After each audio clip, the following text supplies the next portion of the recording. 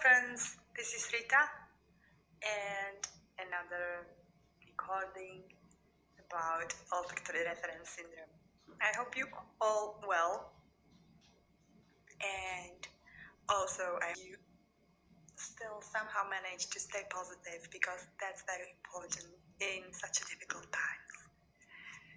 So today I would like to talk about something that's not so nice, but is also a part of olfactory reference syndrome, and it's relapse.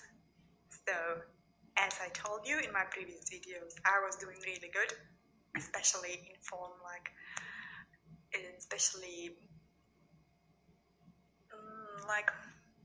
I just didn't hear any comments, and I was just feeling mostly really good, and if I didn't, it wasn't that bad.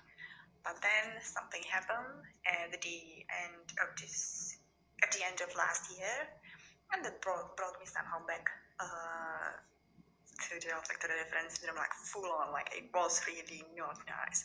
So let me tell you something about this experience, and also I'd like to tell you one thing, and that is that there is just a relapse and relapses, and these ups and downs are part of this condition.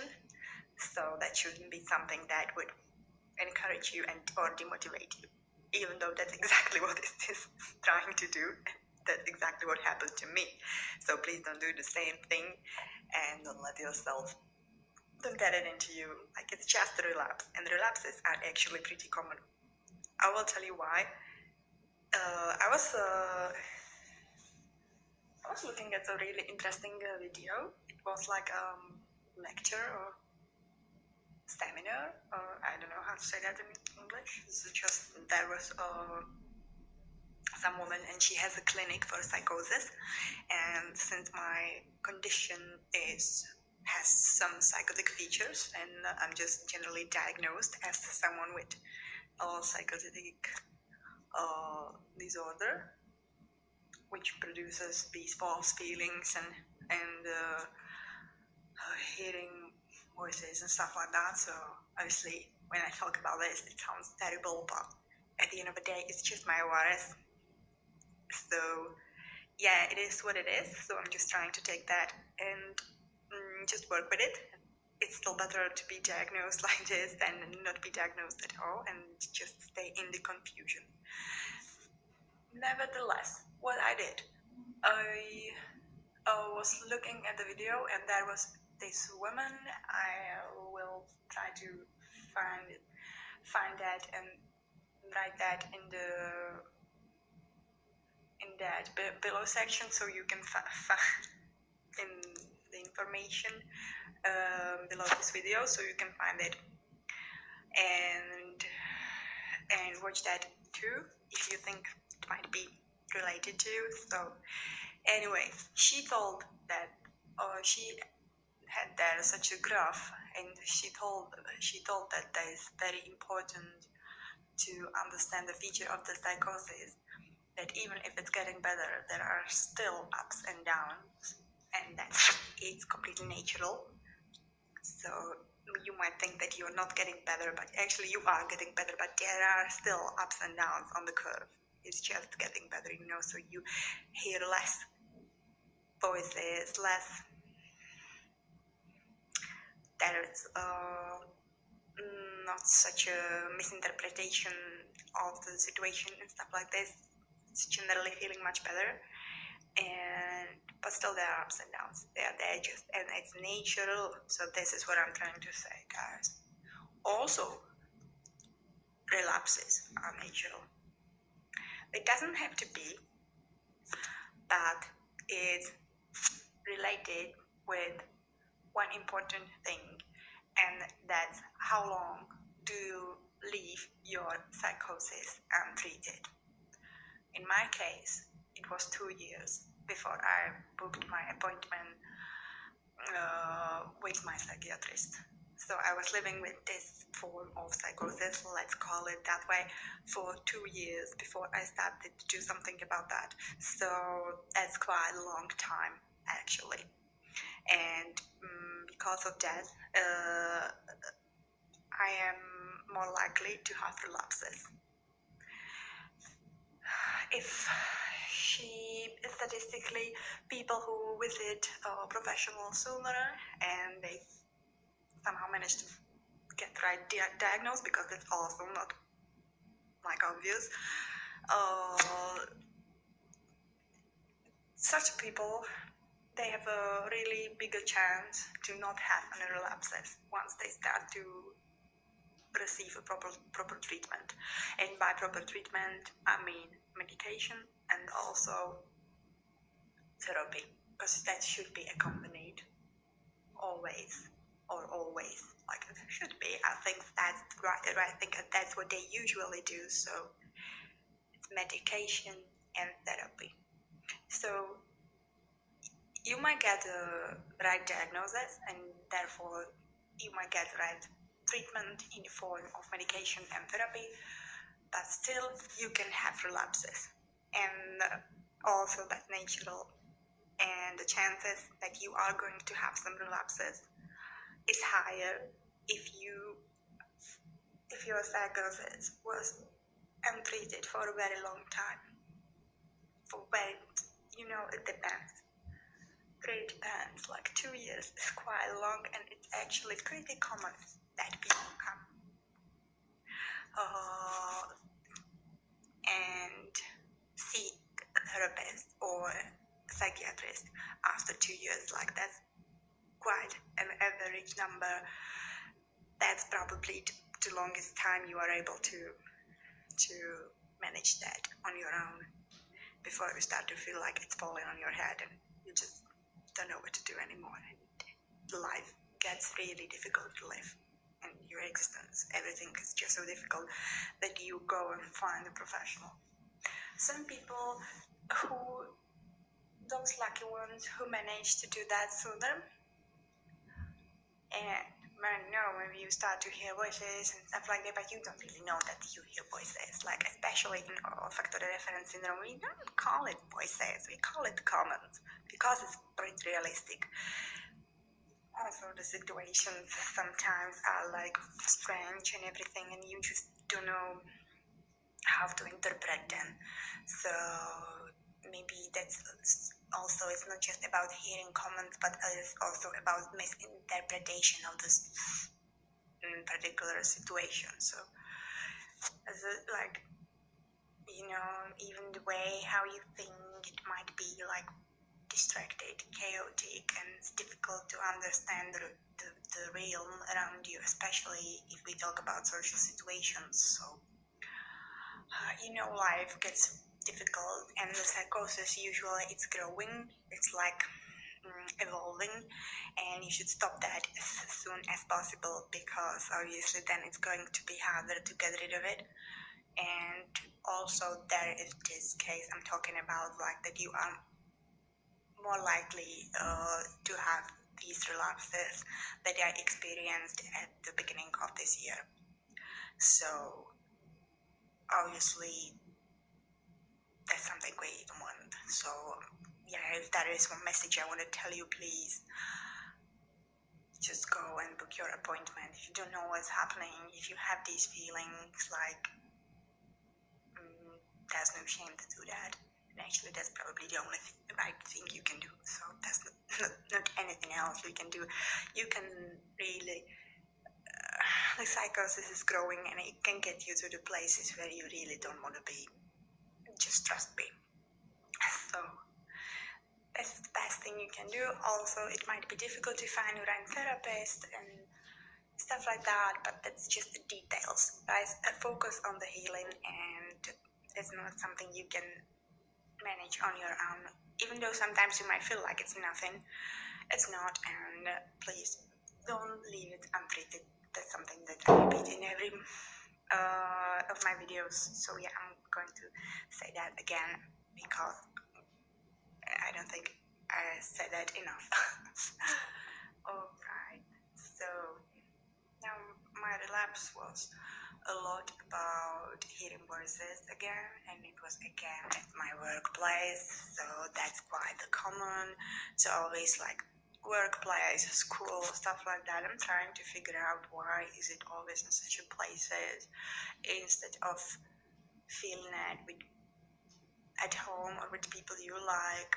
It's they say, I was reading such a book about the olfactory reference syndrome, and they say it's because it's like it shows as the formality of our relationships, if you know what I'm trying to say. So less formal your relationships are, the more likely you are to feel good, relaxed. You know, it's when the formality of relationships is causing this. So probably that is again the famous factor, which is stress. So obviously we all, no matter if we are healthy or not, we are obviously trying to avoid stress, or rather not, because we can't really avoid that.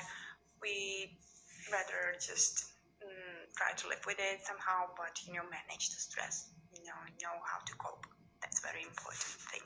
So yeah, I was hearing verses again, and I started like slowly. First of all, I saw some people like laughing at me, and I know they did it intentionally, because there were some people that we don't have really good relationships at work, stuff like this. They sometimes do this kind of things also to other people, but again, my interpretation of the situation, because I didn't have any information about it, the only thing I could see was they were laughing at me. At the end of the day, I didn't even know that they were laughing at me. It just looked like that, so my interpretation was automatically something ORS related. And why I interpret the situation like this? Because I was stressed at that moment. Like, there was a really lot of going on in my life at that time. It wasn't ORS related. It was some personal stuff going on, and because I was feeling like really stressed, and I already knew I was stressed, and I didn't do much about that. I just let that be. The ORS came back, so I can honestly say it is stress related. We all know that. Like, I don't think this is new information for you, but again, I'd rather repeat it. So that's the reason, like, it came back. So this was the first situation, and then I could hear some really nasty comments, and again, it was my interpretation that it was related to me, and at the end of the day, I didn't even hear the comment like whole, because I couldn't hear it properly, right? Because the person said that behind the corner, or how to say that. So I really couldn't properly hear the comment, but I somehow thought I could, and again, I somehow thought it was related to me. So again, we are coming back to interpretation of the situation, which might be really distorted if you are a psychotic person and if you are under a lot of stress. So that was my relapse in a nutshell. Obviously, it was a little bit more complex, but I'm not going to bore you with the details. I just wanted to show you that how my relapses. Just this relapse, I hope, just the only one looks like, and it can affect everything. That's a lot about interpretation. Your mind might feel like it's playing some tricks on you, and that's another feature of the psychosis. So I'm not saying that you should start doubt yourself, but it's definitely something you should talk about with your therapist. And if you want to hear more about what is a really effective therapy, in this case, it's cognitive behavioral therapy, and you can read about it. Like, look at that online, and you'll see there's something like a really good system working with this kind of patients and clients. So yeah, that's something that definitely helped me, accompanied with medication. Yeah, that's new.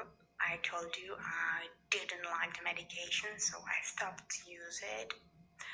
Obviously, I told my therapist, right, or my told my psychiatrist, I told her like I didn't want to use that. I didn't want to take that. But now when I'm changing my job, and that is going to be a lot of going on, and I already know how stress is affecting me, and that's always worsened my psychosis or my symptoms. I told her I feel like maybe I've tried medication again because I just want to do anything I can to, stay on track. And I just also read a lot of articles about patients with ORS, and they were always using something, and it's usually antidepressants accompanied with antipsychotic, and they are not going to give you like some massive load of antipsychotic or a massive load of antidepressant. They give you like really the least possible amount of the medicine, just to make sure it works, and actually it works. So this combination was something that also helped me. I've just recently started to use it, and for a couple of days I felt like really relief. It helps me to focus on important things, and my mind doesn't wander around and thinking about whatever I was thinking before, and I just think about what is important to do at the moment I'm just currently in. So that's something completely new for me, because I didn't even realize that I have such problems to focus. But now I can see it, and I really feel like much better at focusing on stuff I need to do. And obviously I'm still a little bit it's like all new for me to take some medicine and stuff like that, but medication, so sometimes there's a little discomfort. Yeah, that's what I'm trying to say. But I can feel, and I can honestly feel it's helping, and focus on important things, and actually you have really like a healthy thoughts. You just, I don't know, it's the healthy thought, it's a thought that can give you something, like some benefit, it's just, it should give you something, like it shouldn't be self-sabotaging thought. It definitely shouldn't be that way. So medication can actually, the right combination of medication, and you need to figure out with your psychiatrist what is going to work for you. We were trying to figure out that for 1 year, so it doesn't have to always be a short process. I really jealous of people who found their medication straight away, because we were trying a lot of things, I would say, and then I was a long time without any medication, because I just didn't believe that would be something that would help me without brutal side effects, because that's the thing. Yeah, it's just the side effects is all another, it's just, that's for a whole another video, side effects, right? So if you find something straight away that is working for you, that's amazing.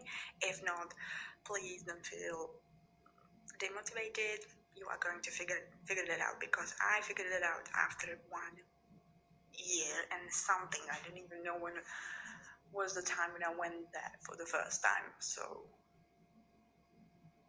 no, I really don't know. So yeah, we were trying to figure out for a long time, and I don't even know if we are at the end of our journey with medication, but currently I'm feeling good, and the way your mind is processing the situations and the kind of thoughts you have, that's all manageable. You can work on that by yourself. You can work on that throughout the therapies, and there is also medication that you can help you with that, and that can bring a lot of relief. And that's all we need, right? Because life is stressful enough already. So I do believe that